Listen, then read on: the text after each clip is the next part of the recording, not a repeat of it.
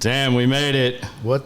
Second podcast and we made it. This is it. So what do we do here? Cheers? Yeah, let's get a good solid cheers on this one. Thanks. Yeah. Thank you for being here, Adrian. And welcome everybody that stuck with us. We greatly appreciate you staying tuned in, and we apologize for all the technical difficulties. This has been a learning process for us, and we're finally getting it figured out, I think. So we're close to having it all set up and running. We had the YouTube problems earlier, but hey, we're here, and all of we were here, and then we saved it with the mic stand fallout. Sweet. So we can't possibly have anything else today, but perfect. Okay, this is why you're wrong. You can't have this there.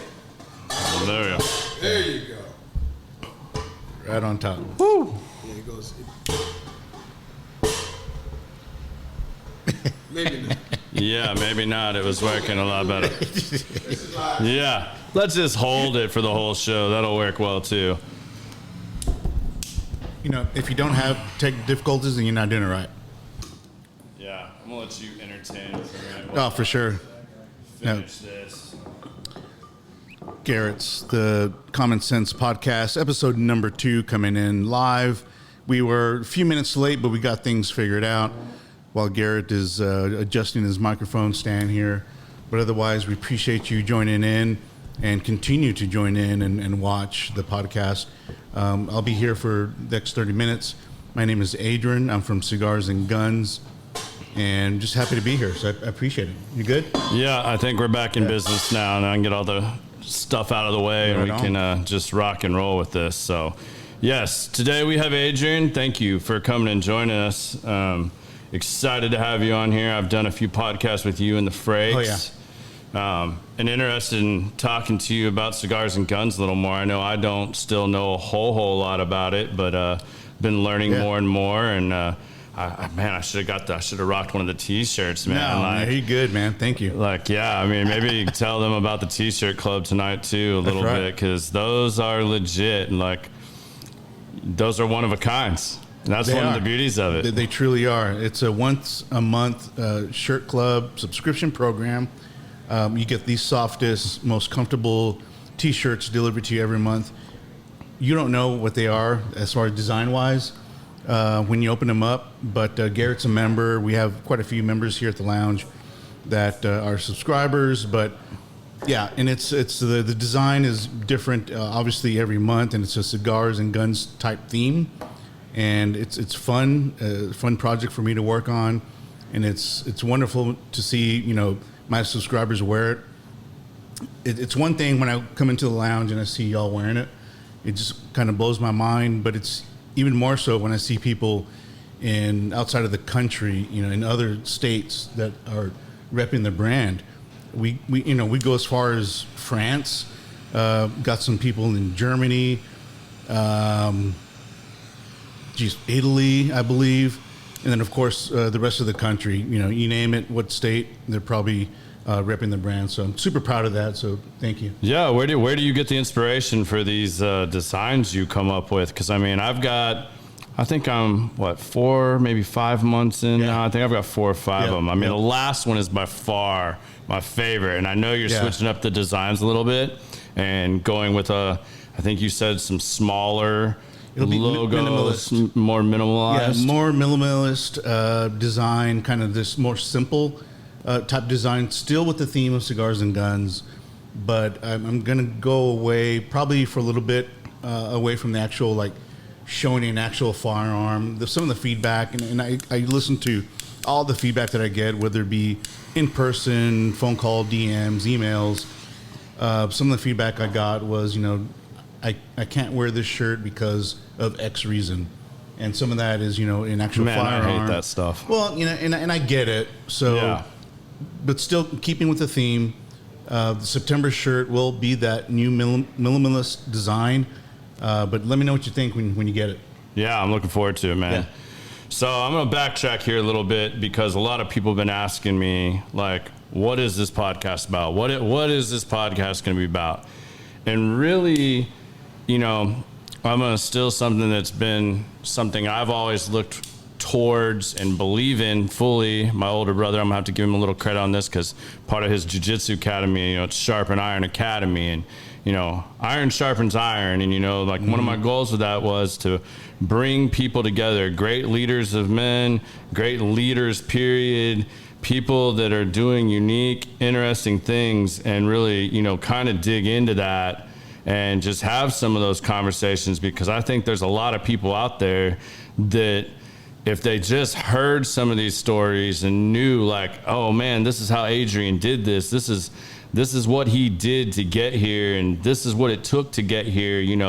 There can be little bits of inspiration and things that people can latch onto, hence the common sense, but not just limited to that. And I didn't want to limit it to one thing either. So I'm sure this is going to take on more of a life of its own as we continue to grow and do these. Yep. But, I'm really intrigued to hear about that because, you also sell guns.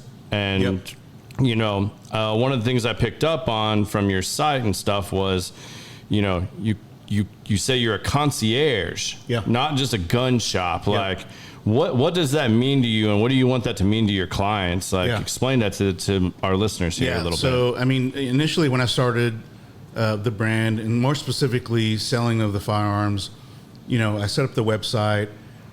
Even before that, got the license and everything through the ATF to become an actual gun dealer. Well, I live in a neighborhood. It's one of these multi-faceted neighborhoods with a lot of families, a lot of homes, out of Salina, Light Farms, shout out. But what the thing, it's a big community of families, right? So, and actually, my wife Kathleen kind of threw that term to me. She said, "You're like a concierge," and I thought, so when you go to a nice hotel or whatever hotel that has a concierge, right? What are they there for? Ask questions. Directions, and, ask for maybe some feedback of what I should do. And, I'm here for a certain amount of days, that type of thing. So I took that into the realm of firearms. And because I'm always getting questions like, what do I need for home defense? What do I need, if I'm, purchasing my first, pistol? So I said, let me be your concierge. So what I do is the program essentially is I can go to your home, and I take what I call the basic gun vault package, right? Which is a shotgun, a revolver, a semi-automatic pistol, and then AR. Right. So that essentially is the types of firearms that if you are just starting out and you buy your gun vault and say, what should I have in my vault? Those 5 firearms are the basic principles. Quintessentials. Yeah, exactly. And from there, obviously, you can go, higher, more expensive, and go into, short barrels and things like that. And it just goes out of control for sure. But I have this program set up so I can show you the fundamentals. But if you're an experienced gun person, then I can bring those same firearms plus more. We're talking backpack guns, silencers, and I can even, have machine guns as well. So fully multifaceted, and, I have the ability to talk about the basic weapons that I bring to the home, and then kind of show them how they work, their use, and just kind of go from there, and then pricing as well. Right on, man. That's really cool. What made you decide to do that? What got you into that business? Was it just your passion for guns and cigars that led you that way, or was it, Yeah, no, definitely. Military background? So no military background on my personal behalf. My father is a Vietnam veteran. Retired police detective. Mm-hmm. Once he retired from the El Paso Police Department, he became a bodyguard. Man, that had to be a tough job. Yeah. Vietnam to El Paso. Yeah, it's weird. He tells me stories of when he left for Vietnam, and he tells me when he came back, people at the airport were spitting on him because it was all about love and peace, no war. That's so sad. And yeah, it's super sad. And we hold our veterans up on a pedestal as we should, but those are just different times, you know, late 60s, early 70s, in that, you know, situation. But, you know, he progressed, and, you know, I grew up hunting, so I always had, you know, firearms in the house. And my dad, you know, obviously showed me what it meant to respect the gun, because I knew they were in the house. And so, you know, we just knew not to touch them unless we were at the range or going hunting or something like that. Yeah, and you also offer a lot of that. I know you got the like life pod cases and stuff like that. Yeah. That you can fully accessorize, which is nice to have. You can carry it with you, travel. You guys do a lot of stuff. I know this is something my wife's probably wanting to hear, because she's always complaining about with her CHL. Mm-hmm. I mean, I know your wife's a realtor as well. That was one of the first things when we were considering moving to Houston to open up one of my offices. I told her, I was like, you got to go get your CHL. Like, we're going to do this together. Like, all the stuff that you hear crazy happening to realtors and stuff like that, and being a woman and, you know, seeing how their business operates, you know, I was really thankful that she went and did that with us. But that's probably one of our number one complaints is about holsters for women that work well, that are outfit adaptable and stuff like that. I know even the couple I have, I mean, there's one I really like, but I mean, it ain't real easy to get out of. I mean, thankfully you could shoot through it if you really needed to once you pulled it out. But I mean, like, as far as easy access, staying put, and everything else, and comfortable, you know, that's whole different things. Do you spend a lot of time with clients on stuff like that too? Is that something you have great access to as well? Yeah, most definitely. It's all about everything that you said: comfort, fitment, placement. You know, exactly, you know, with the exact purpose of, first of all, the firearm, and then where you're going to place it, and is it comfortable to wear all day, and then, you know, placement, you know, where you're going to hold the firearm. Right. Is it appendix carry, which is, you know, in front, side carry, some guys, you know, carry it in the back, and then some people just carry it like in a backpack type scenario. I got you. Yeah. That's pretty cool. Well, something else we should probably discuss, because I know I got asked this a lot on the last podcast, is what are we smoking? So tonight I went with the Principal Money to Burn. So both of my guests will be smoking these Principal Money to Burn, which you can still get here at ICC. These are great sticks. This is your first time having this, right? This is my first one. I've had the previous original Money to Burn, which is a great cigar. And this one is their like Russian version, right? It's the Russian version. It's got the little, I don't know what you call their... I think they're rubles. Ruble, I guess. Yeah. But it's wrapped in I forget what quantity is, but it's something insane. But pretty cool little finish on the... something that goes with it. And it came in a really cool box if you bought a box of them. So Darren Chaffee, the owner, does a great job with not only the cigar itself, but, you know, with everything from the wrapper to the band, right? Yeah. No, I was really impressed. Like, I'm becoming a bigger and bigger fan of Principal cigars, and Darren couldn't have been a nicer guy to sit around with. And, you know, I was fortunate to get to sit in one of his masterminds back here recently, and that was just an awesome experience. 'Cause a lot of these guys still talking about cigars. I mean, for those that don't know, you're also a pretty avid cigar guy, and you offer cigars as well in your partnership, and also a big tequila guy too. That's why we're drinking tequila right now, but he can school you on both of those things. I still feel like half the time when people are talking about cigars that they're absolutely speaking another language to me. Like, you know, I kind of know what I like. I know what I don't like. But, you know, it's kind of like the same thing when I first got into bourbon. You know, I still can't pick out like all these like flavors and notes. I mean, I can tell something's peppery if it hits me wrong, you know, and I can tell whether I like it a lot or, you know, I don't. So, and greetings to all you on here that are still on here, and we're seeing your comments. This is really cool that I actually get to see this time. So, excellent. Yeah, that's a lot better this time. And thank you for all following us on here and joining us tonight. So,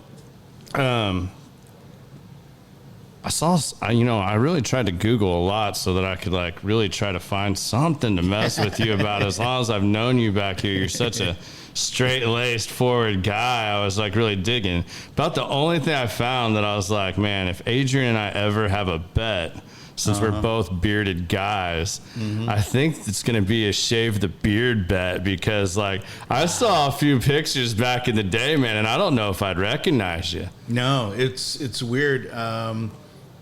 This is the longest I've ever had a beard. This is probably coming up on a year.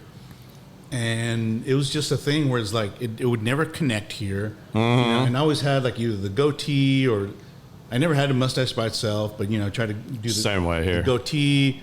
And then this was always patchy on the sides. And really, I think it was just within the last couple of years, I just kind of let it go, and it eventually just caught up. And I was like, oh, there it is. Excuse me, but I never thought it would get to the length it is now, even like yours. You've had that less than. And when I started growing this, you grew that within a few months. I mean, it's ridiculous, man. Like, as long as you're talking about like down here and everything, I mean, like this stuff in here and up towards the sideburns takes forever, man. But like, I'll inevitably try to do something with it, and that's always a bad idea. I mean, I had a great beard barber for a while, and he moved back to Tucson, and then it was the experiment on your own and try to touch it up, because my wife was always like, it's too long, shave it off a little bit, So trim you've had it it up. longer than that. Oh yeah, man. I mean, I took like an inch and a half off of it just recently when I trimmed it. Wow. Okay. Like, so yeah, mine, it's like Miracle Grow or something everywhere except like the little spots you want it to fill in. Yeah. So it comes and goes. I mean, it'll, I would, same as you. I can't stand to have it like hitting up here on the mustache. Same, yeah. I tried doing it, tried waxing and keeping it out of my mouth. Like I can't. Once it starts touching my upper lip, I'm out. Yeah, like, I'm the same way. I don't mind the beard. I like having the beard. Yeah. But I saw those pictures and I was like, wow, baby-faced Adrian. Like the persona had changed real quickly there. I don't know if I could go back to that. I mean, even if I did shave, it would still be, a little bit of, facial hair for sure. Right. But yeah, going full shave. I mean, with a badass last name like Borunda, I mean, it just sounds like this guy needs to be bearded and tatted up and carrying something I would appreciate big and that, bad. I definitely need some more tats, but time will tell. Right on. Well, is there anything, something else? We're going to start a segment on here soon where it's just give us your 2 cents. Like, it could be 2 cents about anything you want to talk about, like something you feel like it's been on your chest, or something you just want to throw out there that you feel would be helpful or encouraging or whatever. Just your 2 cents about anything. It could be cigars, guns, whatever's you're passionate about. I mean, it could be hot topic of the day. I mean, it doesn't really matter. But what would your 2 cents be for all of our listeners right now? You'll see this. I've been doing podcasts for quite a few years. I have my own that I do like weekly, and then we do some with the industrial family here. And I always get stumped with, questions off the cuff. Yeah. And this is one of them, but surprisingly, I have an answer for you. And it's nothing, if you know me, I'm not the political guy. I'm not going to sit here and, talk about my passions necessarily if you don't want to hear them. Right.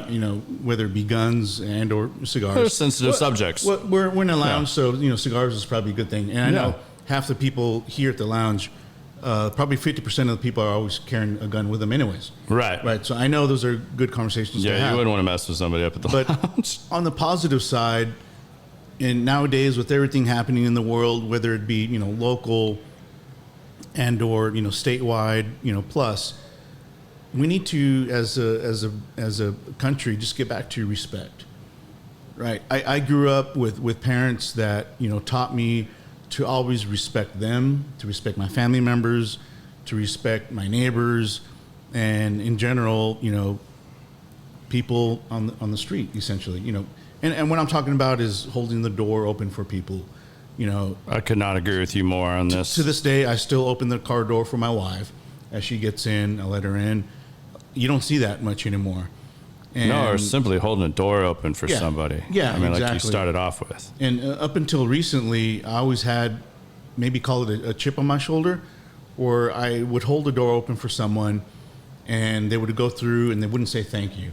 And that got to me. I'd be like, you're welcome, just like, Right. and then I thought for a while, it's like, regardless of who it is, age-wise, woman, man, whatever, if I have the opportunity to hold the door for someone if needed, I'm going to do it. And I shouldn't think of needing to have that, thank you. No, to it's me. a standard that people Yeah. should be held to, a standard of respect. Like, Yeah. that's one of the themes of this show tonight. And, I've got a great topic I want to get on with Jay Scott later on when he's on here and joins us. But, those guys give me a hard time calling me the white Mike Tomlin, and he played for Mike Tomlin. And I joked that if they bought me the Steelers stuff, I would dress as Mike Tomlin for Halloween. But I just don't think I can do that this year with the cool theme that they got going on and stuff. So I might have to delay that one. But You one can of the probably things, get away with it, yeah. yeah. Oh, well, I mean, like, I said dress. I was like, someone's got to buy me Steelers, like, apparel. Like, I even told Jonathan Scott, which would just be funny seeing me in anything that man could wear, because I'm going to look like the smallest guy here in about 15, 20 minutes when he Yeah. joins us, because he's just massive. But one of the things, Mike Tomlin is famous, like, after games, good or bad, like, he says a line that is, the standard is the standard. Okay. And that has a very hardcore meaning to all the guys that played for him. And it's basically the standards that they hold each other accountable to. And that when he says, we didn't meet the standard today, and I mean, everything goes back to that. And I mean, it looks like he's giving a boring press conference, but he is sending a very direct message to his locker room every time he says that. And I'm going to let Jonathan get into that a little bit more. But, you reminded me of a very cool story. Well, cool, but a story that happened in front of me when you talked about respect. So Yeah. I have a very good friend that I'm hoping to get him and his wife on here soon. They have a son that is absolutely awesome. And I apologize, I can't remember his exact condition. I think it's NFS or something like that, where he had like a tumor on his brain and stuff, and he's had to live with this stuff his whole life. Yeah. And my friend Noel has done a very good job, him and his wife. I mean, she does like these triathlons to raise awareness and money for his cause and everything else. So hopefully that one day they can find a cure. Yeah. And I'm really passionate about supporting things like that. But I was literally, and I won't say where, but I was at a place to get some whiskey bottles that we were waiting for this drop. Yeah. And he had his son with him. Oh.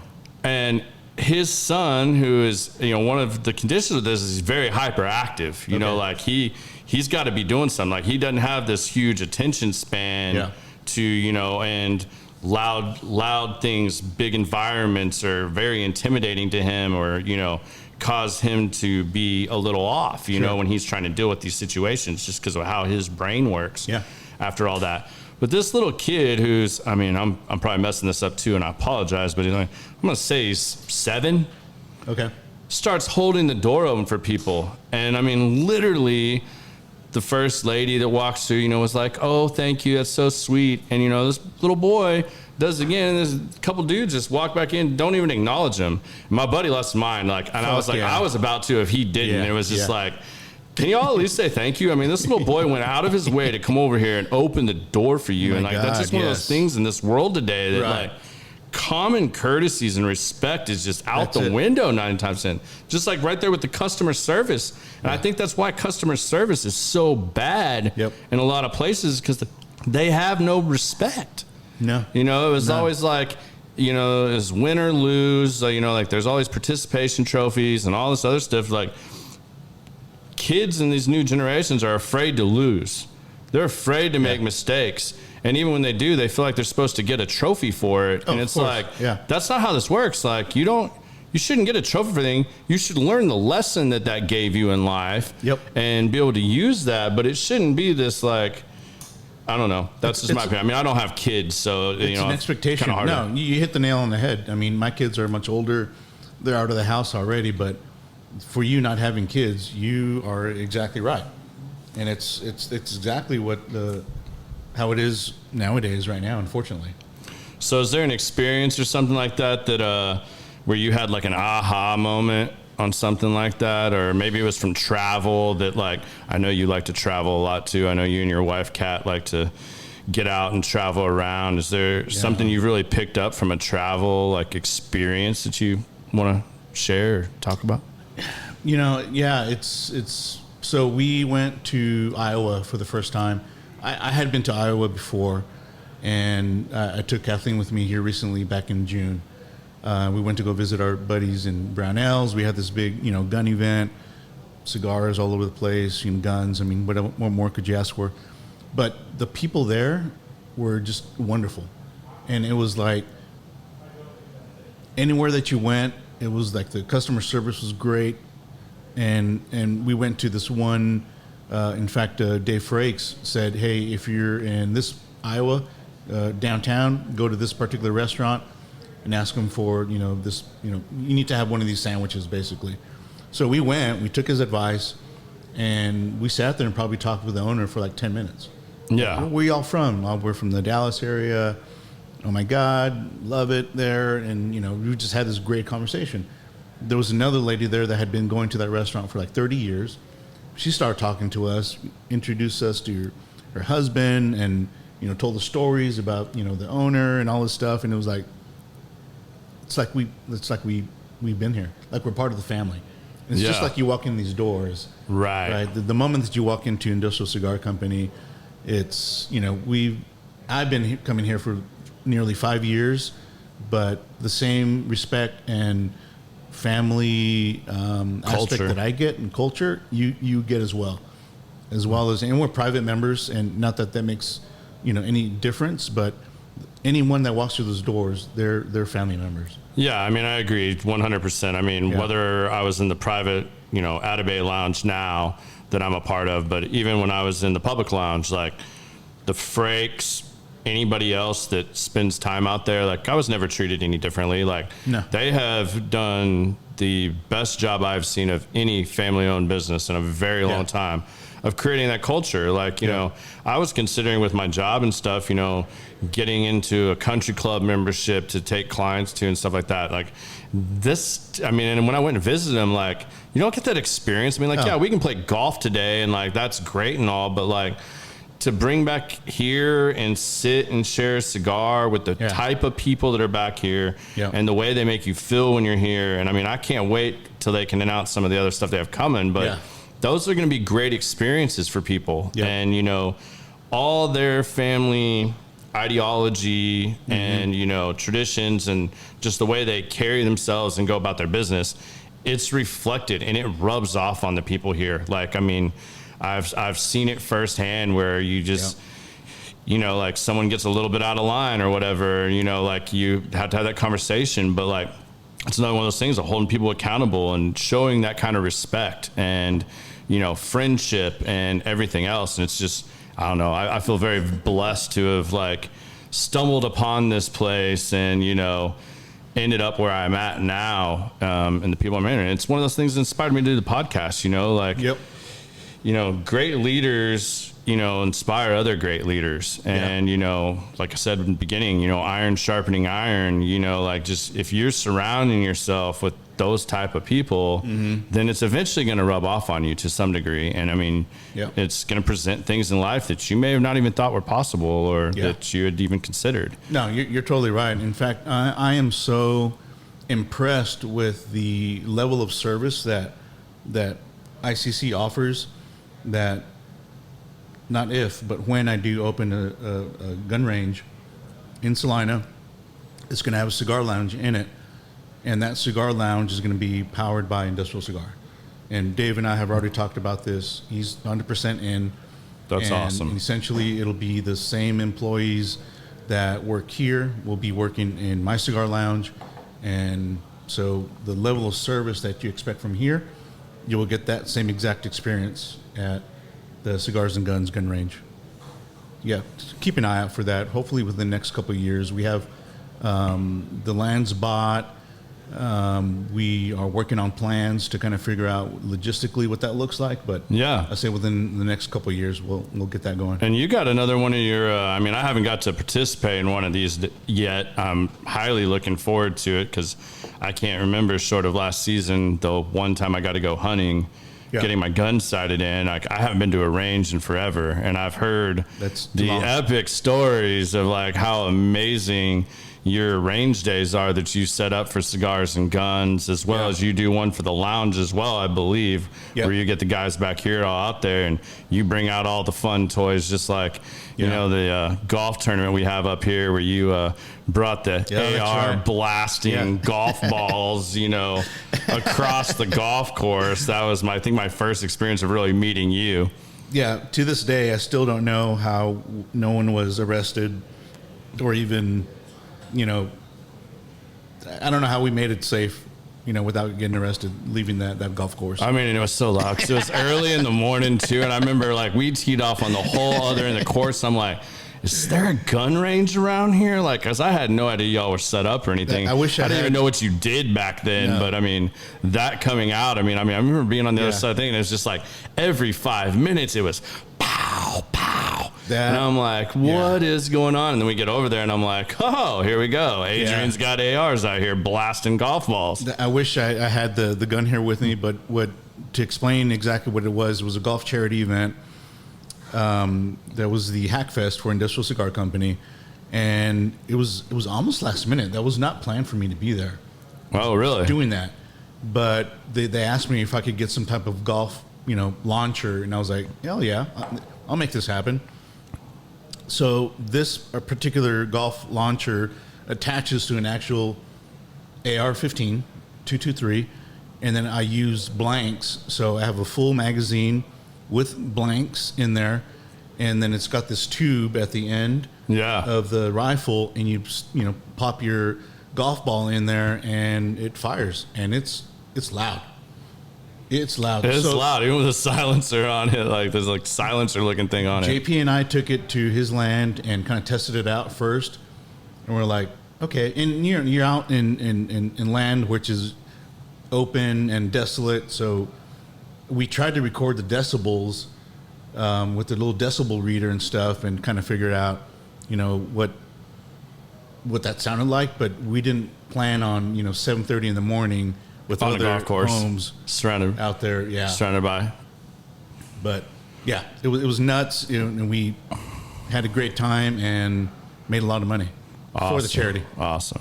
So, is there anything you want to finish up with here that you want to let the people listening know about, or that you got coming up here? Yeah, if anything, just follow us on all social media platforms: Cigars and Guns, Instagram, Facebook, TikTok. All of them, Twitter, you name it, we're there. YouTube. Sign up for his t-shirt club. I'm telling y'all, I'm a t-shirt snob if you really know me. They are the classic tees. They're comfortable. They're good quality. They're awesome designs. They're not expensive. You get one mailed to you every month. It's made me violate my t-shirt rule, though, because I used to have this t-shirt rule that I got from my little brother where if I was getting a new t-shirt, I had to get rid of one, donate it to charity, like drop one off. But this monthly thing's got me in a bind because, it just like pulling teeth for me to pick out one that I was like, okay, I'm going to get rid of this one. Now you're causing that problem for me on a monthly basis. But I do highly, highly recommend y'all check out his stuff on the Cigars and Guns. There's a direct link there to his t-shirt club, and they are badass. I'm just telling you right now. Appreciate it. Thank you. And you all have seen some pictures of me wearing them. Like, you know which ones they are. Well, Adrian, thank you so much for being on here with us today. I really appreciate that, man. And, hopefully this will drive some more business towards your way on the sites and stuff. But I really enjoy you sitting down and sharing a cigar and sharing a couple drinks with us here tonight. Thank you. Great being here, and appreciate it. Yeah, thanks, brother. Thank you, Omi. Yeah. All right, I think we got just a brief minute. And our second guest of the night's going to be coming in here in just a minute. So I'm checking through these comments here. You want me to stay? So as your producer, As my producer. out Adrian, because we're still waiting on Jay to arrive. So I have a microphone ready for him, so all he has to do is come in and sit on down. Okay. So you All guys right. are now stuck with Adrian. We're stuck with Adrian, man. What a terrible thing to do. You don't mind staying with us for a Not at little all. while, do you? Not at all. And my wife says that you're encroaching on her closet space. Nice. Yeah, so do like I do. I have a stack of T-shirts that I plan to give away. Yeah. And because of the T-shirt club, because, obviously I have to be a member myself to represent, but I have a stack of T-shirts that are just piling up to where I get to the point where those are going to be those are my keepers. Yeah. And then whatever's hanging is what I'll get rid of. Yeah, I kind of did that too, but the joint office we have in the house that we're still trying to finish out because somebody can't pick out a desk yet. I started a pile in there, but that's also encroaching on her space. So, I'm going to have to just make a run here soon and go drop some clothing off. I did get a few things out with the recent drive ICC is doing for, I think it's for the Wounded Warriors or Suits for Soldiers. Yeah, I pulled out some stuff that clearly my fat ass cannot fit in anymore, and I just needed to come to terms with somebody else could benefit from this and get those out of the closet and get those over to somebody. So, I do have another bag that I do need to get over there, though. Yeah. That's for sure. Yeah, we all do. I mean, I had the same deal with Kathleen. Whenever she bought a pair of shoes, I would say, you need to get rid of a pair of shoes as you purchase the next ones. Hasn't happened. No. Her boot collection is by far the biggest I've ever seen. Yeah? Yeah. See, I had a buddy that we went on a Vegas trip one time, and I would have won this bet too. It was so we were going for New Year's to Vegas. It was 4 days, 3 nights. We had some stuff planned. So we had a couple different events. We had a real formal night for New Year's Eve and stuff like that. And it was me, my wife, him, and his date at the time. And I made a bet. I was while we were sitting at the airport waiting on our delayed flight, I was I bet you have more shoes, because he's a shoe guy, packed than me and both of the girls combined. Seriously? And I swear to you, he did. And you know what? He said it was the rub. Sandals don't count as shoes. They're shoes. I'm those are so shoes. Those are shoes, yeah. Sandal, you wear them on your feet. They're shoes. They're shoes. Yeah. It's just a type of shoe. That's it. Just like there's heels and everything else, and boots and loafers and everything else. It's just a type of shoe. Exactly. You totally lose this bet. Yeah. So how many do you have? Dude, I want to say 11. Get the fuck out. 11. For 4 days of... 4 days. Yeah. Yeah, 4 days in Vegas. That's another suitcase. 11, counting the sandals. Yeah, I don't even know how he packed them all. I don't even want to know really, but I knew it was gonna be true because you go in this dude's truck and they're under the floorboard, they're behind the seat. He's just got shoes everywhere. He's a shoe guy, but it's ridiculous. Guarantee he owns more shoes. I would even knowing your wife, I would still bet he might have her beat. He might. He's the only person I could say that really might truly have 11 is certainly excessive. I don't think Kathleen's will travel more than with maybe 3 or 4, depending on the situation, right? Yeah. Dinner, fancy dinner, walking shoes. You need your walking shoes, lounge shoes. Yeah, exactly. But yeah, she gets on me sometimes because I'll take multiple pairs of shoes because if I have dress shoes, I don't want to wear the same dress shoes every night. Yeah. So I'll take either brown or a black pair, and then I'll have a walking shoe and then a flip-flop. Right. And if not a flip-flop, a pair of slippers. That's fair. Yeah. I'm probably in the same boat as you on that. A brown, a black, pair of sneakers, and then I would say probably a pair of flip-flops. Yeah. If it's wintertime, then there's a pair of boots in there somewhere, which a little bit... They're bulky, so there's some finagling you got to do to kind of put them in your suitcase or whatever to make them fit. But otherwise. But really, we like to drive mostly when we travel. So it's a little bit easier. You can get the little bookcases and put them in the back, whatever. Part of that Land Rover stuff you're always doing. Yeah. All right, let me see here. What is something that you've changed in your life or your routines lately that you feel like you've drastically benefited from? I'm going to find something to stump you on here. Yeah. You guys got me so good the first night you had me on the... I don't know. I think for all of us, you know, during COVID and, you know, everyone's staying at home, that was a big change for me because I'm actually both of us, Kathleen and I, are both very personable people where we enjoy, you know, hanging out with other folks. So when it was a thing of having to stay home and Zoom meetings, that was way different. But eventually, just kind of got used to it, as I think we all did, and we just kind of left it at that. I got you. Yeah. There's something you feel that's just like kind of along those lines. It's very rudimentary and basic, but that you don't feel is common sense today. That like. I know you went with the respect thing earlier. Is there something along those lines that just maybe you think that is so rudimentary that really that benefits you, that maybe something you do or a habit you have, or, you know, like I try to write daily. I'm not as good about it lately, but I've been, since I started the podcast and stuff and getting back onto those habits of just writing those thoughts of, you know, things I want to ask, things I want to do, and like, part of that, doing the research with all my guests that are coming on. Yeah. That's a big thing for me as well. Yeah, I think the biggest thing for me was probably... Just a table. I can set this mic on and get it back over where it was.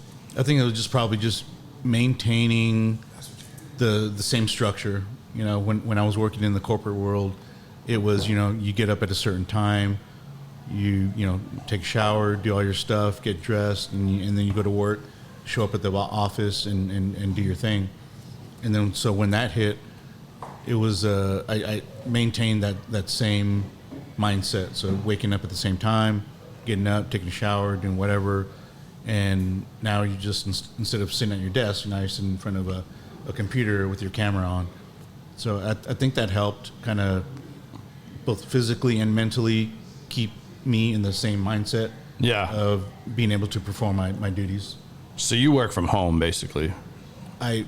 Or do you? I still do now, as I've left the corporate world going on 2 years now. Right. So it's, I mean, unless... So I don't work well from home. Like I tried that early on when I had my decorative concrete business. Me not having a place to go to, have all my stuff, because I'm one of those people, like I'm OCD about all my stuff, being in certain places and being able to deal with all that it drastically affects me if I have to work from home. Plus, you know, wife works from home. Yeah. Dog running around. I mean, I can find a million different distractions that, you know, like, oh, I forgot to do this. I need to do this. Like, that's... I totally get it. So part of the issue, and I have that somewhat that same mindset. So probably early on, right after, you know, COVID and things were getting back to normal, because of the nature of my business, a lot of these workspaces where you're able to, like shared workspaces, they wouldn't allow my company and what I did. So once I told them, you know, my company is Cigars and Guns, you know, I understand, you know, I wouldn't be selling cigars out of this shared workspace, but I said there'd probably be some times when, you know, I'll have clients come in to transfer a gun or show off guns and things like that. Are you okay with that? And it was always a thing of, I got told no so many times. So, you know, until I get my retail space, it's just a thing of, you know, having clients come over to my home office and where we do the transfer of firearms. There you go. All right, I think that's a little better now. Hopefully I won't get any more complaints about like the mic blocking my face, and most people probably would have said just keep it there blocking your face, but thanks to my mom on here, you know, she's giving me the business about where the microphone is. Go ahead, Randy Rivers. I know you're on here. I know you got something to say about that, so I know that's coming. But Randy Rivers is turning 50 this weekend, and we're playing in a golf tournament before his 50th birthday party. Congratulations. And I'm really looking forward to that. Like, there's no way I'm going to miss the opportunity to beat him in golf on his 50th birthday and tell him what an old man he is. There Although, you go. Yeah. the reality is he will find some way to either get me hammered on the back nine or something so that he can try to alter the course of this game. Yeah, that'll definitely happen. He's going to show up with something special for sure. I mean, my favorite, though, is when he starts playing really bad, he talks to himself in the third person. It's the best ever. Like, you can hear it probably 3 holes away, and it cracks me up every time when I start getting after him, you know. Welcome to the 50 Club, brother. Hell yeah. Well, I guess Jay Scott is still running a little behind. No word yet? No word from what I've heard. Hopefully my producer is out there getting that handled, but we'll see what's going on. No Jay Scott yet? Ah. Yeah. Yeah. Oh, yeah. Yeah, we'll have to put that up for him. So, still like everybody's going to get a laugh here in a minute when I look like the smallest guy in the room.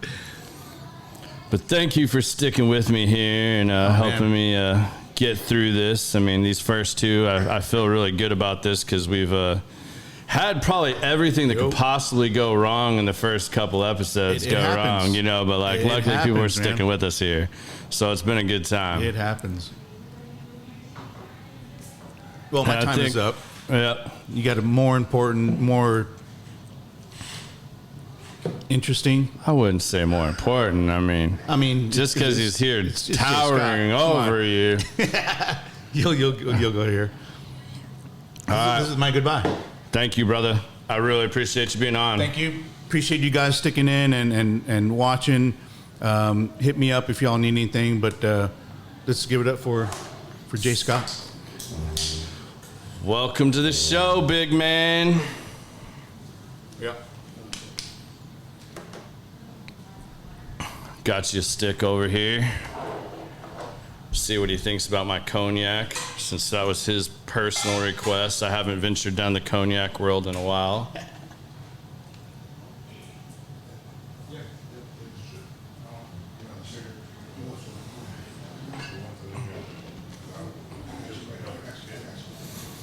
And for those of you that saw the post earlier this week, we are going to do a giveaway later this week. So now that I'm able to track and see all of you that follow and share this and hashtag Common Sense the podcast, share this if you guys find this enjoyable, you're liking it, want to get it out to your friends. I'm going to make a big push for the YouTube follows, subscribers, because YouTube is a royal pain, and until we have 100 subscribers, they don't make it easy for you guys to find that. You literally have to type in Common Sense, CENTS, the podcast, all together, and it pulls up the logo that you guys should all be familiar with now. But if you guys give that a share, anybody that gives a share, puts out some extra follows and stuff, I am going to be giving away a 5-pack of cigars and a bottle of bourbon that you guys saw posted on there. Actually, bottle of whiskey. I shouldn't call it bourbon. And I'm also going to pull out these LFDs that were a limited giveaway here that were unreleased for the event as well. So you guys give these a share. Hashtag Common Sense the podcast. And without further ado, we got Mr. Jay Scott. What's going on now, boy? What's up, buddy? How you been? Much, man. Welcome to the show. I appreciate it. We got you money to burn over here, joining the show, and cool. as you requested. See what you got. Yeah, I mean, y'all, if you don't know, he claims to make a really amazing old fashioned with cognac. It's not a claim. It's not a claim. Well, I haven't had it yet, so I mean, it's still a claim to this point for me. Busy. Hey, you had one, right? Yes. All right, so Amazing. No, yeah, that's what I'm saying. Like, keep it 100. Yeah, like it's legit. So, Well, welcome to the show, man. Appreciate it. Thank you for Can they coming hear me on. Good? Is my mic up? Is my Yeah, mic you up? probably want to get it a little bit closer to you. Kind of get it angled to you a little bit more. Yeah, you're on there. You're looking good on there. You got you in there. I mean, you're dwarfing cool. me, so you solid. Yeah. All right, there we go. So I don't know if you saw. I mean, you still haven't accepted my friend request, so I couldn't really tag you on here. What? I guess Facebook.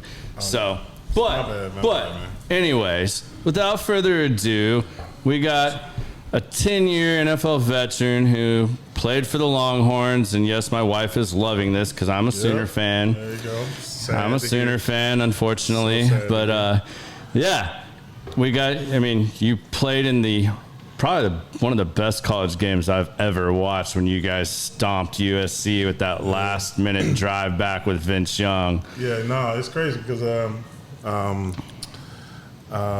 it's just crazy how every person that I run into says that, and they say that's the greatest college game I've ever seen. So it's just something special to be a part of something that unique. It was different. It was different, Yeah. man. It was different. Yeah. And I don't know if you saw, but where I want to kind of go with most of this conversation with you, because you've been interviewed about football a million times. I mean, you're also an entrepreneur, you're a coach, you're an author, which I didn't know until just the other day when I was trying to do my research, which is the only time I think I've ever read a 100-something page book in an afternoon. And literally read the whole thing. Right. So I have some good questions for you on Okay. that. All right. But and I liked where you're going at is, but the theme with this podcast tonight is the standard is the standard. Standard. Standard is the standard. Yeah, I got So you and I have got to share some sticks together, some time together, watching some football, and you've given me some different perspectives. And you know, one of the things with this podcast that I like to do is, you know, it's for others to learn from other great leaders, other great men, women, you know, that actually can contribute and that are trying to help others grow. And that's something in your book that I really took note of, is that you seemed really, I mean, I think the purpose of your book was you were really frustrated with, you know, you're a college educated man, you know, you served your time in the NFL, and yet you still didn't feel like y'all got much knowledge on how to build your wealth, how to brand yourself, how to not be taken advantage of, and things like that. And although your book is very geared towards athletes, it's a Winning Playbook, right? The Winning Playbook. The Winning Playbook. All right, I got that right. Yeah. But I feel like that applies to, you know, myself and other people as well. That, you know, I may not have been a professional athlete, but there was a lot of really good lessons in there. And maybe you could speak of that because you were around a lot of great coaches and leader of men that I'm sure you've picked up a lot of great things that you could share with us. Yeah, that's one thing that I can definitely say. Just make sure. Is my mic good right here? Okay, cool. All right, so I didn't want to be, you know. All right, yeah. So one of the things that I really, you know, it's crazy, and it kind of ties into what my father used to always teach me, and then at the same time, with some things that I picked up when I played with the Steelers, and you know, being in alignment with a lot of positive people always produce positive things for me. In that case, success. And so, like my father, like used to always say, he like, son, if you're in a room with 4 idiots, guess what? You're gonna be the 5th, right? And so, in the same sense, he said, son, if you're in a room with 4 brilliant people, guess what? You're gonna be the 5th. And so I always kept that in mind, and then you kind of tie that into kind of the standard is the standard. You know, Coach Tomlin used to always say that, right? Yeah, please explain that for Right. everybody that doesn't know. So- I know we've talked about that a lot. Yeah, and so at the end of the day, it's iron. And so what happens is that, you know, that's the standard is the standard is really derived, and that's the combination I was saying of what my dad said, is that it goes to the Bible. You talk about Proverbs 27:17 that talks about iron sharpens iron. So if I'm in a room with a bunch of brilliant people, it's only going to make me better, right? Right. I'm only going to make them better. So I make a conscious effort of always trying to be in alignment with people that can help me grow, and I can help others grow. And so when you get to the statement that what Coach Tom was talking about, the standard is the standard, is what happens is the standard is a bunch of brilliant people in the room. We got the hardest workers. We got the person that's pays attention to detail. We got the guy who has an unbelievable amount of passion. These are different guys on the team and within the organization. So what happens is the outcome is always what? Success, right? So the standard is the standard, right? So it's not just his cop out, but I mean, I feel like it was him always sending you guys a very direct message where at the end of a game, win or lose, he said some version of that, and that was a direct message to you guys, and you guys holding each other accountable too. Yeah, and that standard. And that's the thing is that that organization is bigger than just the Steelers football team. It's actually the organization, because there's a certain level of organizational leadership that's exuded all the way up to the Rooneys, right? Yeah. And it trickles down to management, trickles down to the coaching, to the staff, everyone. Like, everyone is in tune with everyone, right? It's like I remember one time, I know Dick LeBeau was our defensive coordinator, and people who typical society is like someone who is big time, like the CEO. Like, that's how our D coordinator was. Like, Dick LeBeau was that dude. Like, he's a legend. He's a legend, right? And so you don't get to talk to the legend. But it wasn't like that there. It was one of those things that, like, he'll talk to anybody. He talked to the custodial staff, had personal conversations, like, man, how your mama doing? Like, man, make sure you send that XYZ over here. I'll take care of that for you. I remember, like, I had no clue, absolutely no clue that Dick LeBeau knew about my family and what situation that happened with my dad. He passed away. He sent my mom a handwritten card just saying how you doing and hope everything. I know you're going through a tough time. And I'm like, mind you, when my dad passed, it was before I got to the Steelers. And so, like, for him to just take the time out and knowing that, like, my mom, is going through a mourning stage, right? To just write a letter, just condolences, and to never to show that kind of respect and do something personal and compassionate.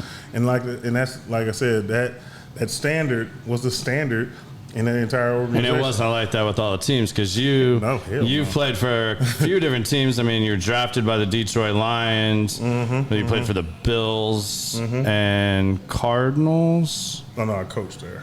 I coached the Cardinals. Yeah, I coached the Cardinals, but different bird. The Falcons. You think about the Falcons? Falcons. That was Okay. my last year. All right. The Falcons. Yeah. I was close. Yeah, you got the right bird. Yeah. You ain't close. Is there other lessons? Like, I mean, well, actually, I don't want to skip past that since we're on the standard as a standard. We talked about this once before, and I know some of these people on here. So I'm a Cowboys fan. There's a lot of Cowboys fans on here. And you and I had a really interesting conversation about that at the game one time, and like why the Cowboys and Jerry World, when you're just selling the star, you're not really setting a standard other than selling yourself. So it kind of takes away from this team mentality and the success you have. Like, yeah. So are we talking about my disdain for the Dallas Cowboys? Yeah. Oh yeah. It's so many personal things, and I mean, without making it super personal. I mean, I'm not trying to get into like bringing up old dirt, but I mean, what dirt. you said about the standard and explaining that, like, I felt like I learned a lot from what you said when you said what you said. All right, which part? About the standard is the standard. Oh, and yeah. Like and why you feel like an organization like the Steelers, no matter who's coming up or coming through, they'll always be a notch better than like these Cowboys that, you know, it's just constant rotation and disappointment and everything else. But you felt like that went back to the standards that they're held to. Yeah, so think about this. Name the last 3 coaches for the Cowboys, head coaches. Jason Garrett, Wade Phillips, and who was before that? Bill Parcells? I think there's one more in there that I'm forgetting. What's another? Other offensive coordinator. He was in there before that. Yeah. I know you're talking in about. between, before, in between who Parcells was after and Parcells? Wade Phillips. Wade Phillips. Yeah, it was Wade Phillips. There was one more. But anyway, my whole point is 3 coaches ago, what year was that? 2009, I think. 2009. All right, let's just go with that. Roundabout 2009. Name the Steelers' last 3 coaches. Mike Tomlin and what's to do with the mustache? Bill Cowher. Cowher. Right. That's the only 2 I can remember. And then you got Chuck Noll. Chuck Noll. That's So getting now- before our So time. now, people can look like, I know a producer in the back, all right? Who, if we looked at Chuck Noll, when was Chuck Noll the coach for the Steelers? I mean, they're all like decade-long coaches or more. My whole point is that the Steelers have a standard. Yeah. That standard is the standard. It's organizationally. They've had 3 coaches within what? 40 years. 40 years? Yeah. 3. Cowboys have probably had 10, 12. yeah. Right. And so my whole thing is that they do a great job of finding which coach they don't want, but they never find the coach that they need, right? They're going through the necessary steps through that, right? And I mean, we can talk about, you know, different books like The Art of War. Like at the end of the day, there's ranking, right? It's, you know, when it comes to decisions and this, that, and the other, if there's a, you know, there's conflict within the ranks, you know, the private doesn't get to talk to the colonel. He's got to talk to his, you know. Right. So chain of command. yeah, it's chain of command. So my whole thing is that there's this disconnect in chain of command because everybody gets pissed off or gets in their feelings, right? Who they go to? Jerry. Right? Run to Jerry. Right? Or Jerry goes to them. And then on top of that, when we're talking about typically, when you have some type of Shane analysis. Gailey was the other coach, Shane by Gailey, the way. that's it, yeah. Thank you, Randy. So at the end of the day, when you're talking about all of the different nuances that go into having a successful football club, it's like, who's running it, right? Just one person? Like, you always see Jerry. You always see Jerry. You always see Jerry. Now, when it comes to playing the football game, the Cowboys are going to perennially be terrible, right? They don't have the grit. They don't have it. Like, sorry to say it. Like, I've been around qualified guys. to say that. Make I'm that qualified statement. to say it. Like, they don't have it, right? They got some guys on that team that have that grit. I mean, you've been to a Super Bowl, which they haven't been in for a really long time. And then on top of that, like, let's just be honest. Like, you know, like even we witnessed that when the early years of me in Texas, man, we had everything. They got a train, like this Cowboys got a training facility that looks better than the Ritz-Carlton. They got amenities. They have they're like the Showtime Lakers. Yeah. Without the Lakers. You know what I'm saying? Yeah. And so they don't have that grit. They just don't have it, right? Like I said, they got good players, you know. Is that to say that like some of these other teams don't have equal facilities as well? Oh, like, God, no. Like there's some teams that have terrible looking facilities, but at the end of the day, they cut you a check. not just an older stadium, but older they just stadium. I'm talking about their practice facility. Now, again, you know, stadiums are one thing, but like some teams. You guys spend more time at these other facilities because you're training off season, you're right. everything else, practice, medical attention. Yeah, and all now I'm that not stuff. saying it's like it's the pits. I'm not saying that, but I do know that like some facilities, like let's be honest, like the Dallas Cowboys organization is a leveraging tool for world class real estate. Yeah, World class, world class. hands down. business That wise, star sells. yeah, That star sells. yeah, like business wise, phenomenal. There's nothing, it's unmatched. I get it, right?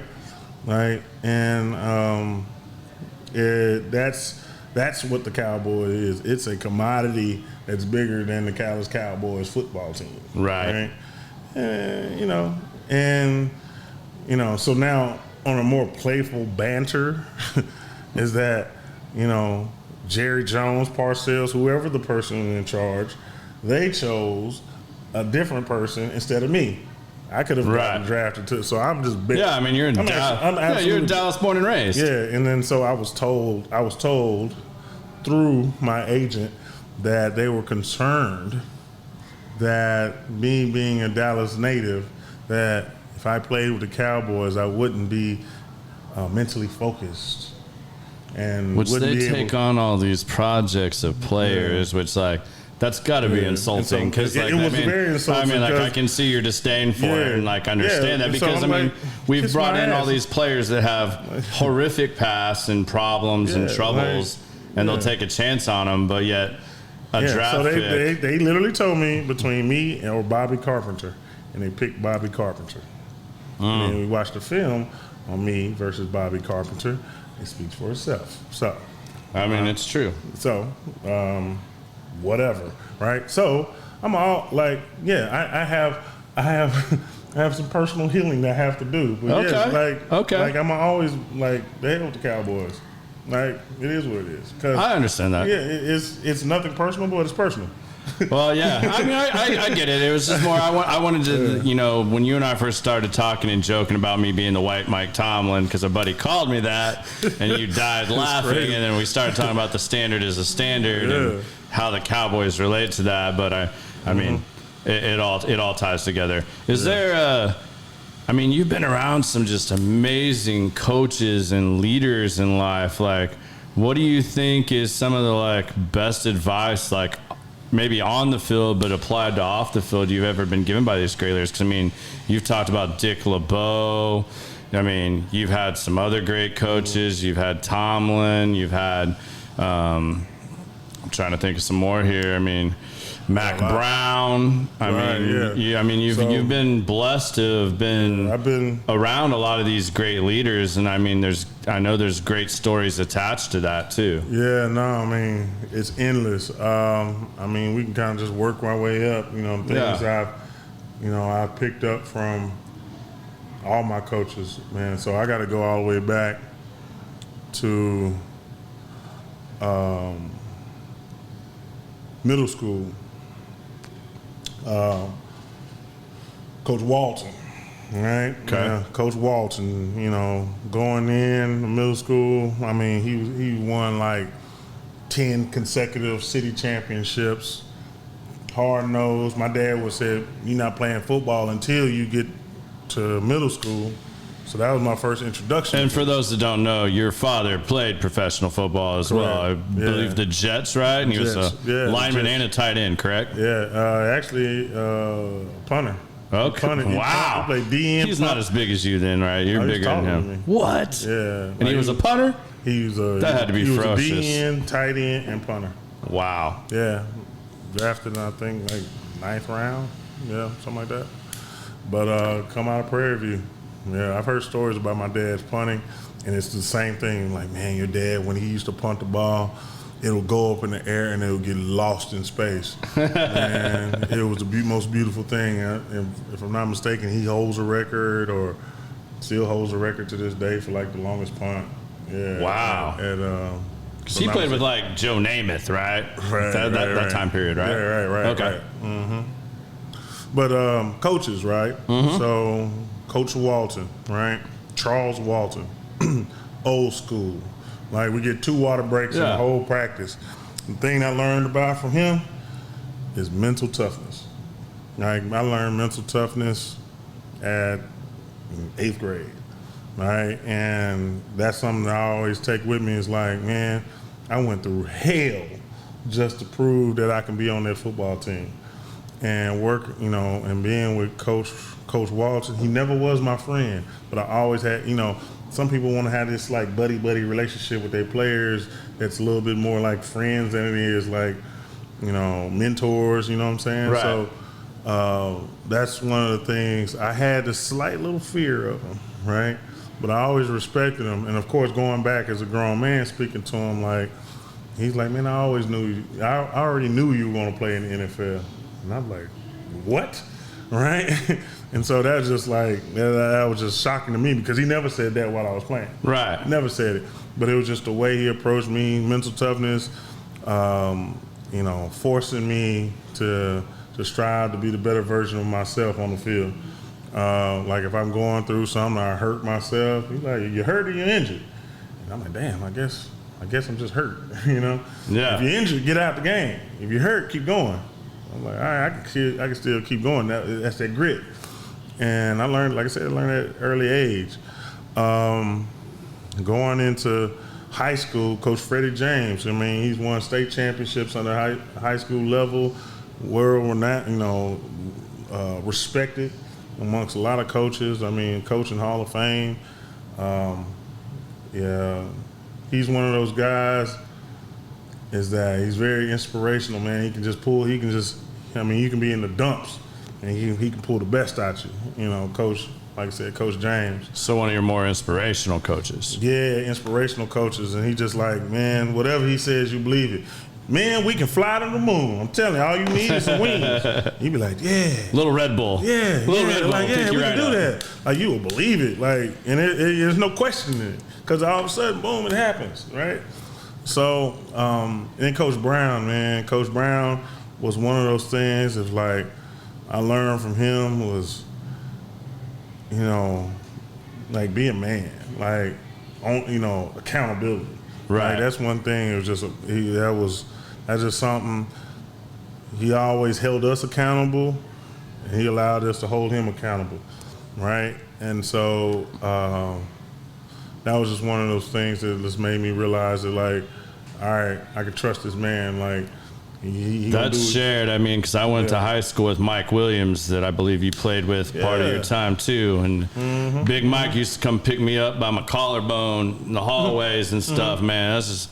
And the amount he grew from the time he was in high school to playing for the Longhorns. I mean, I think when he went in the draft, he was like the second biggest man in the NFL when he went to the Bills. I just thought it was hilarious. You know, you got this Texas boy has to go to the Buffalo Bills. Yeah. But he said the same kind of things about Mac Brown. And from what I remember the first year he came back, and we were all just kind of amazed. It's like, man, you grew like 3 inches and put on 100 pounds, and you're not the chubby kid anymore. You're kind of getting ripped, but big man over there. Big Mike. I don't think Big Mike. I don't think any of y'all's quarterbacks got sacked until that what was the Big 12 championship game against Colorado, where he went out for one play. And that's the first time from his side that the quarterback got lit up. But he echoed those same things about Coach Mac Brown. That's really cool. That's a consistent thing there. And like I said, man, my experience with Coach Brown, he actually he wrote a blurb about the book, man. So shout out to Coach Brown, just a good man. And one thing I can say when it comes to his skill set, he's a hell of a recruiter. Yeah, he's a hell of a recruiter because this is one thing he says: I get the best coaches. That's one thing I remember he said. I'm gonna get, you know, guys, I'm gonna get the best coaches. You're going to get the best coaches that's going to coach you up and get you ready. What I do is get you there, right? He let him be known, like, I know. Because I'm sure you were recruited by all the top colleges. You went to probably umpteen college visits. Yeah, no, actually, it's crazy as it sounds, man. I only went to one. Really? You didn't? I figured at least Prairie A&M had to be on there. I mean, if that was your dad's alma mater. Yeah, they tried. That story might be a little too embarrassing for them, so I'm not going to tell that story. Okay. But it was sad. We don't want to embarrass anybody. It's only the second podcast, better than that, and I went a little off the chains last time with Andrew, so we don't need to repeat. I've been doing really good about watching what I say now on here. Yeah, no, but I can definitely say I got recruited literally from every university in the country. Every. Right. Name one? Yep. I got letters letters of intent, like all that, from everybody. And so I'm pretty sure people like, so what made you pick Texas? It just felt right. It just felt right. Well, you have a strong faith base. I know you and your dad and your mom were very close from reading all your personal stories and hearing you talk. That had to probably already be like a pretty simple decision for you, being close to home and knowing you were making the right decision after like having those encounters. You know what it was that, you know, I've been to some unofficial visits, right? And wait, those happen? Yeah, you got. I'm just kidding. I'm like, oh, you talking about those? Oh, no, I ain't doing none of that. I'm just kidding. I ain't doing none of that. No, I kept it clean. All right, so one thing I can say was, you know, the energy, like one, and don't quote me on this, but I know it's either Ephesians or Ecclesiastes, I can't remember, but it pretty much states, and I could be absolutely wrong, but I know it says in the Bible. I won't be able to call you out on this. Yeah, but maybe somebody online could, maybe somebody out there, but pretty much it boils down, what it paraphrases is, when your mind can't figure out the answer or which path to take, you trust your spirit and it'll give you the right answer. And that's what I did, because I'm like, everybody's telling me the best stuff. Like, oh, you're going to get the best education, you're going to get the best trying to sell you. Yeah, so it's like, everybody's got the best in the world.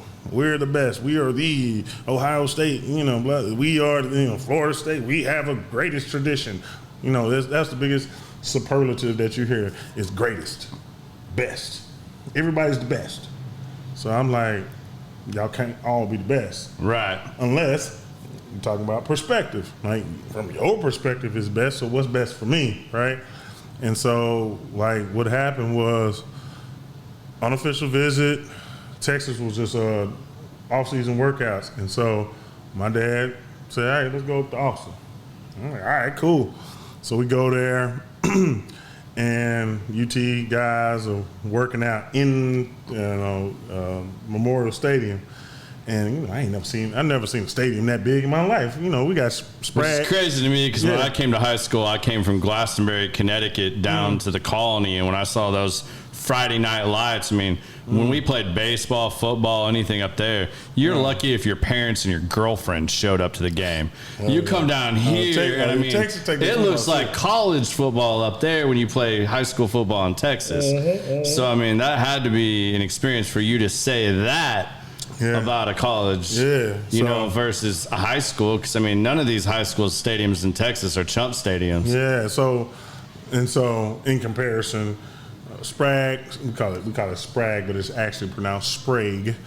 We call it Sprague. Sprague Fieldhouse in the southwest part of Oak Cliff, right next to Kimball High School, our rival, by the way. Carter High School's rival. Can't stand Kimball. Anyway. Without further ado. I'm just saying, you know, I got a little disdain. Gotta get that in there. Yeah, I put that in there. I'm just, All right, so I went to Carter High School, played there, and we also played it. That's our main field. Our home field was Sprague Fieldhouse. And going from that to going to University of Texas, where at that time, I'm thinking that stadium hold like a little bit over 80,000 people. And I'm seeing a stadium with nobody in it. I'm like, God damn, right? Yeah. Beautiful, pristine grass. I'm like, is it real? Because it was like, couldn't tell if it was turf or it was natural. grass. It was like, oh my God, right? Beautiful. Yeah. So at that point, I go in and, you know, you see these, you know, Big Mike, Leonard Davis. These guys are massive. These guys can block the sun, right? Yeah. Like buildings. Big boys. Yeah, and so they're finished working out, and I remember Coach Madden, Jeff Mad Dog Madden, he's our strength coach. I mean, he's wide as that TV, that 55-inch right there. I mean, wide, big old chest. What's going on there, young player, young buck? You know what? You can go ahead and break it down, right? So when he gets me to break down, you know how people break down, all right? Yeah. You know, Longhorns on 3, 1, 2, 3, Longhorns, right? So he wants me to break it down, and all of a sudden I got the entire Texas football team looking at me like, all right, young pup, break it down. And I'm like, I gotta get my big boy voice. I'm like, 1, 2, 3. I'm like, all right, Longhorns on 3. 1, 2, 3, Longhorns. And then I heard when they said Longhorns, it was just like it reverberated in the stadium. It echoed inside of you. I was like, oh shit! It just felt right. It just felt right. Sorry, I'm sorry. I didn't mean to cuss. Resonated with you. So I was just like, damn, yeah, that was it. And so I'm just like, ooh, that felt good. It just felt right.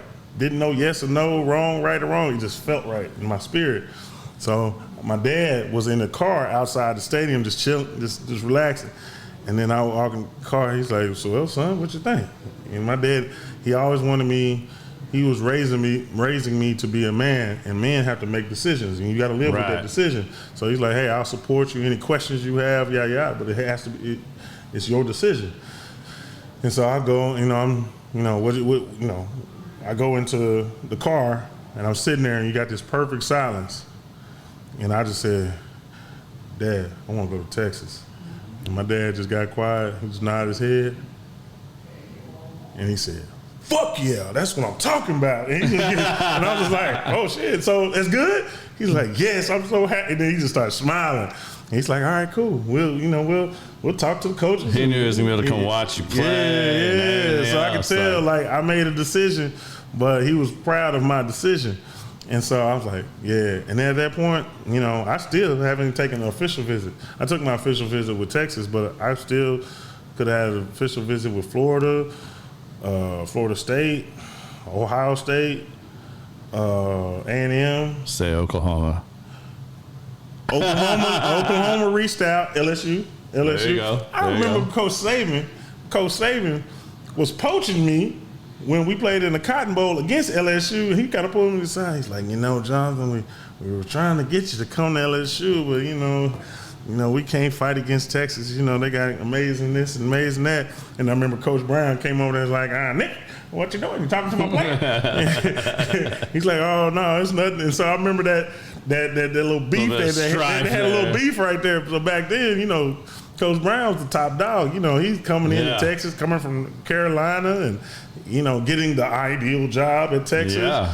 And getting the ideal job is like going to Harvard, right? Everybody wants to go to Harvard, right? Or MIT. Like, oh my God, you went to Harvard? Oh my God, you got the coaching job at Texas? Right. Oh yeah, everybody wanted it, right?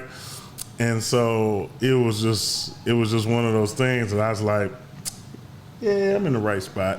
It's like I'm a ride with Texas, and I tell you this to this day, the best decision I made.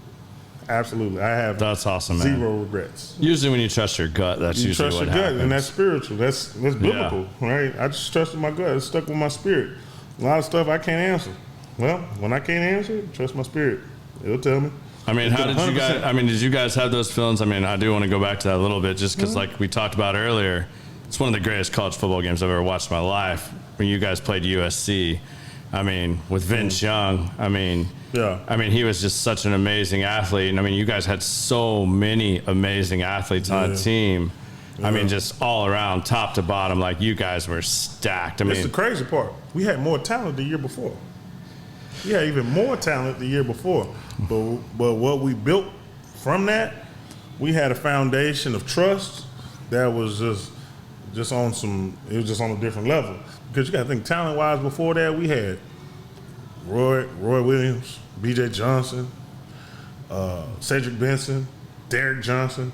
Yeah. Do I need to say more? I mean, yeah, you guys have been. All of those guys prime were Pro Bowlers. Yeah. Right? Some of them potential Hall of Famers. Right? Yeah. Nathan Vasher. Oh my God, it just keeps going, right? B.J. Johnson. Like, yeah. Oh my God. So the next year, everybody's coming back. Everyone's got that confidence. And man, it was one of those things like, and by the way, if you haven't checked out 05 on the Longhorn Network, you got to check it out. 3-part series is amazing. It's literally our version. Even as a Sooner fan, I can't say that that's not good. right. I'm telling you, man. And I say Sooner fan because I didn't go to college, but I lived in a lot of great college towns, so I always supported whatever town. I moved every 3 years growing up, so and then I moved to Texas. Military? My dad worked for the FDIC. Okay, so gotcha. same thing. It's military structured, sector, government jobs. So, when I moved to Texas, all of a sudden they were like, you can't root for both teams. And I'm like, I can. They only play each other one time a year. And they're like, no, you guys. I was like, well, I was born in Oklahoma. My grandfather was a Sooner fan, so fine, I'll be a Sooner fan. Right, like, if y'all can maybe choose, but I mean, reality, as long as they're not playing each other, I'll root for them. I got no bones against that. I'm a fan of good sports and seeing good teams and good athletes. That's what I'm a fan of, and like seeing truly great teams and great players put on great performances. Yeah. So, it was what that last drive? What was that like for you guys? What was the mentality going into that? What was where were you guys at on that? Man, it takes me looking at the game to kind of go back to see how I was thinking, because I've been highly trained in my skill set to block out the distractions. Right. Coach Brown talked about that all the time. Block out distractions, block out distractions. So for me, it wasn't until it was like a TV timeout going into that drive. And, with TV timeout, everybody's watching commercials. Well, what was really going on, while that was going on, they got some kind of, how like the PA system got some kind of fanfare going on and all that good stuff. And they're showing this footage of the battle between Texas, leading up to this moment. So we're looking at USC's highlight reel. We're looking at our highlight reel. And it's all right, you are here at the 2006, it was technically 2006, 2006 national championship. So at this point, everybody in the crowd is basking in this moment. And so all of a sudden you're seeing this. It's this is all I see is this, people taking flashes over and over, and you seeing flickering. Every single person is taking pictures, and it's bling, bling, bling, bling, bling, bling. And then at that moment, we're in this TV timeout, and I'm just looking around, and I'm like, oh shit, I'm in the national championship. That's when it hit me. That's when it hit me. I was like, oh shit, all right. Before the last drive? Yes, that's when it hit me. Oh shit, I'm in the national championship, right? And then at that point, then it's all right, because they got the person with this big orange glove that lets us know it's a TV timeout. And then when he walks off, it's all right, now we're rolling. Announcers are talking to the everybody on television. We ready to go. Here, we're Brett Musbacher. We're here at the last final drive. Here, Texas, Vince Young is back in the, going the whole thing, right? And so at this point, I'm pretty sure that's what's going on TV, right? At least in my mind, right? And so I know Coach called a play, and we're we know it's been set in our mind. Coach always talking about, pre-games and throughout the year, who is going to be the person that when it's all on the line, who is going to have the ball? Everybody on the entire team knows that Vince is getting the ball. Yeah, Vince. I don't give a damn if they call it, trips right, all three. Halfback sweep, whatever, it's a keep. Vince Young is going to rock. Yeah, he's going to show pass, but he running that thing. And so me and Vince had an understanding, bro, he big dog, just get the dude upfield, I got you. I don't need nothing else, just get him upfield. So at this point, I know their ears are pinned back and they trying to get a sack. I know this. And so I had to go against Frosty Rucker, right? He played in the league. Nice, he got a good career in the league, mostly with Cincinnati. Anyway, and so at this point, I'm just thinking to myself, whatever it is, don't let them beat you outside and don't let them touch the quarterback, because you don't want to be embarrassed on national television, right? So sure enough, man, boom. It was some kind of pass that was supposed to happen. It was going to be some kind of dig route on the middle of the field. If it ain't there, Vince is running the ball. And Vince knows if he sees any kind of angle and it's wide open, any kind of pass, he's taking it. So if you really look at that play, he just drops back, shows pass, but he's about to run the ball. It's a pass play, but it's So pass play was called. Yeah, a pass play was called, but it was Vince is your ball. He overrode it in the huddle. He didn't this is tell what no. we're doing. It's not even one of those things. It's hey, I'm gonna go run the ball. He's all right, 52, X and R, X streak on 1-on-1, ready to break. We just know Vince is running the ball. Yeah. And so he's going to do the play until it's like, all right, scratch that play, I'm doing that. And sure enough, I make my block, and then when I push Rucker down, I turn around and I see nothing but 10, and it's like nobody next to him, and I'm just like, oh, that's touchdown. Like you can tell because Vince runs like a gazelle, right? Yeah. When he gets to like gazelling, yeah, like, when he hits that it's gone. turbo, when he hits that R1, if he's in open space, you're not going to tackle him. Yeah. Like if he's in tight situation, you might be able to get on him. But if he's in open space, you ain't tackling him because he's gonna be on like some Eric Dickerson type stuff, just smooth, and graceful, and get you right. Reggie Bush was like, like a little rabbit, but Vince was like smooth. Yeah. And sure enough, when I saw that open field, I was like, yeah, that's touchdown. And sure enough, right in that corner end zone. Slow and steady is fast, man. Yeah, and so at that point, it was just redemption of just knowing, like, I told you we gonna beat these boys. I told y'all, like, there ain't nobody believe us. They was, man, because going into the week, they was talking about how great USC is. Oh, this is the greatest college football team ever. They can probably be. Gave you all that billboard material. Yeah, and so it was just like, all right, did y'all not see our season? Did y'all not see our last game? Yeah. Like we was in the Big 12 championship and won like 70-3. Like we ready. Like we nice. Yeah. And so it was just total disrespect. It was like we were just chumps. And so it was just, and the funny thing is going into the season, going into the bowl game, we had, week or so of practice. That is the first time, that was the only time in my career ever playing football to where we had a perfect practice. Like everybody was on point. Everybody. I'm talking about all the way from the players to the kicker. Even the equipment managers was on point. They were just boom. And it was just like, stars were aligned. We knew we was gonna win. Like we just knew it. That's awesome, man. Yeah. I'm glad you shared that with us. Mm-hmm. My producer's giving me the time button here, so I think we're gonna have to get you back on here soon. Finish this up, have some more conversation because I didn't get to touch half the stuff I wanted to talk to you about. Yeah. But y'all should all check out his book. I forget the gentleman's name you did that book with. Maybe you give him a shout out too. So check out, check the book out. It's about financial empowerment as well as financial literacy.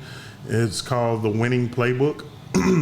If you want more information about me and my co-author, Rob Welsh, you can go to yourwinningplaybook.com. Again, the name of the book is The Winning Playbook, but you can go to the website, yourwinningplaybook.com. Check it out. You can order it. It's out right now. It's like $9.99 on Amazon, Apple Books and all that. Yeah, so all major retailers, Amazon, Barnes and Nobles. Yeah, it'll leave you wanting to ask more questions, which I couldn't get to in this podcast. But I mean, I'll give you one little tidbit before we get off here. Like, there's something I took from it that where like you always need to pay yourself.